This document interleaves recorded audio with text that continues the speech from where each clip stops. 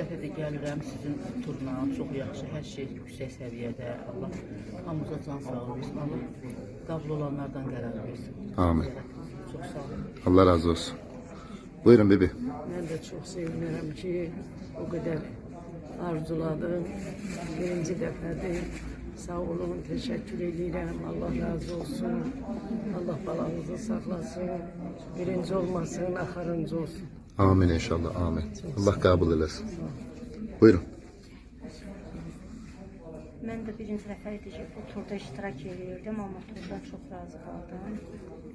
Xüsusilə də insanların mehribanlığı, sizin mehribanlığınızdan razı qaldım. İnşallah axırıncı olar, bu bizim axırıncı ziyarətim olmaz və yəqin ki, bir daha ziyarət edəndə yenə də sizi bu travel seçərəm. İnşallah inşallah. Allah kabul eylesin.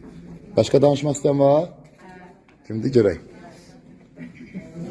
Buyurun Mehbara hala. Suriye gitmez. Silik hala bizden inşallah. İnşallah Allah qismət eləsin ki, Amin. mən də çox istəyirdim. Sıra gəlməyi, ziyarət eləməyi. Hamıdan çox razıyam. Allah gəlməyənlərə də nəsib qismət eləsin. Amin. Zahid Amin olanlara inşallah. Sağ olun. Nə Allah- arzulayım? Allah can sağlığı versin. Hamıya Amin. ömür versin. Amin. Amin inşallah. Allah razı olsun. Allah kabul eylesin inşallah. Suriyə gedəndə mən yaddan çıxarım. İnşallah inşallah. Sağ olun. Muhammed Ale Muhammed'e salavat zikr ya.